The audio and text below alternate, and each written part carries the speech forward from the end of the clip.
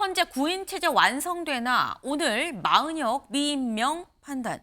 이 최상목 경제부총리가 이 권한대행을 하면서 이 헌법재판관 후보 3명 중에 마은혁 재판관 후보자를 제외한 나머지 2명만 임명을 했습니다. 그래서 국회에서 아니 마은혁 이 재판관도 임명을 해야 되는 거 아닙니까? 라고 이 직접 헌재에 다시 이 얘기를 한 거죠. 그러다 이 판단에 대해서 오늘 오후 2시에 나올 예정이다라는 거예요. 근데 이 관련해서 헌재가 대체 어떤 판단을 내릴 것이냐라는 겁니다. 김광선 변호사님. 일단 이제 절차에 있어서 흠결이 없다고 한다면 네. 이 말은 무슨 말이냐면 우원식 국회의장이 권한쟁의 심판을 했잖아요. 그럼 국회를 대표해서 한 건 맞거든요. 그런데 이제 대법원장이랄지 아니면 대통령은 단독기관이기 때문에 혼자 할 수 있어요. 네. 그렇지만 국회의장이 국회와 관련된 거기 때문에 사실 이제 국회 의결을 거치나요, 거치지 않아야 하냐는 그러한 절차적 문제가 있을 수 있어요. 법에는 규정이 없습니다. 그래서 이 부분을 또 국민의힘에서는 계속 주장을 하고 있는 거죠. 그래서 이게 만약에 뭐 헌재에서 절차적 흠결은 없다. 국회의장이 단독으로도 권한쟁의 심판을 청구할 수 있다.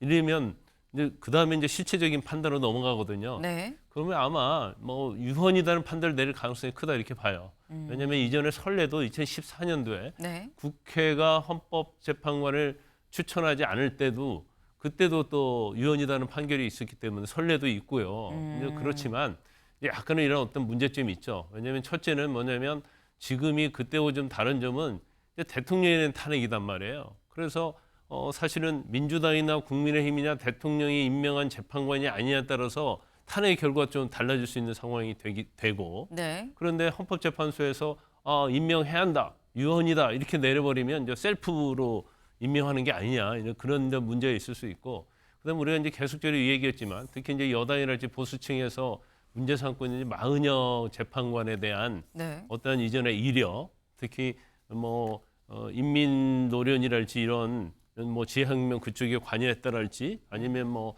진보와 관련된 노동당이 거기에도 뭐 참여했다랄지 이제 이러한 이력들이 있어서 사실 보수층에서는 마은혁 재판관이 임명이 되면 무조건 탄핵 인용에 찬성을 할 것이다 이렇게 볼 수밖에 없고 저도 볼 때는 뭐 그럴 거라고 분명히 봐요.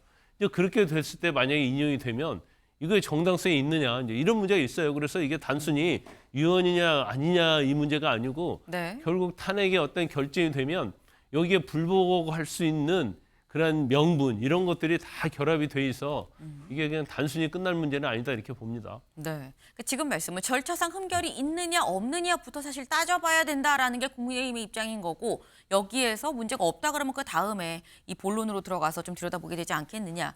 그런데 사실상 앞선 뭐 전례들 이런 걸 보면 위헌이라고 나올 가능성이 좀 있어 보인다라고 말씀을 하셨어요.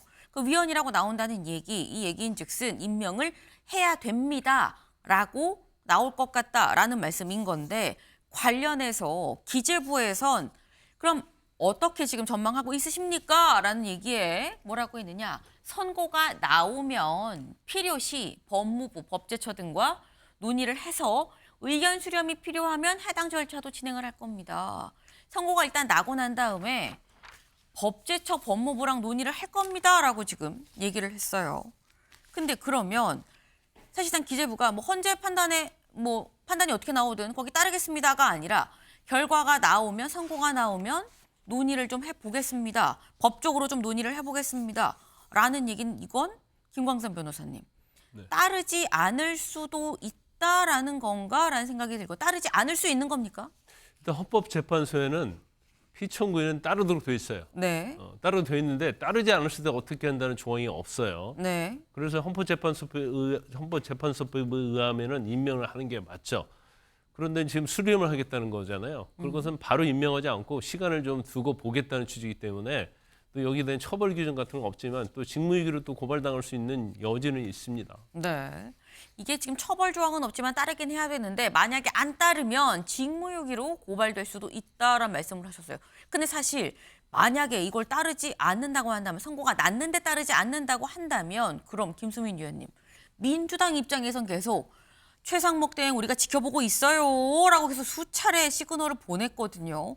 이번에 만약에 따르지 않는다고 하면 민주당에서 직접 이 실력 행사에 나올 가능성 어떻게 보십니까? 일단 탄핵 사유는 될 수 있을 것이고요. 헌법재판소 법에 모든 국가기관이 권한쟁의 심판 결정에 기속이 된다라고 나와 있습니다. 그리고 피청구인은 그 결정의 취지에 따라 처분을 해야 된다라고 분명히 나와 있거든요. 그렇기 때문에 이거는 위법이다. 따르지 않으면 위법위헌이기 때문에 이것은 탄핵 사유는 충분히 될 수 있을 것이고 또 직무유기로 고발하는 것도 가능합니다. 근데 이제 줄탄핵이라고 흔히 이제 시중에서 표현을 또 하고 있고 네. 한덕수 총리를 탄핵한 이후에 좀 역풍이 있었기 때문에 네. 정치적으로 부담은 될 수 있다는 점. 그래서 이제 민주당 입장에서도 곧바로 탄핵에 나설 수 있을까? 이 부분은 아직까지 좀 의문으로 보여지고 일단은 노정면 원내대변인 등은 이제 원래 어느 정도 예고했던 대로 가겠다라고 일단 지난주에 의견을 피력하긴 했는데 네. 아마 물밑에서 여러 가지 고민들이 또 있지 않을까 그렇게 관측을 해봅니다.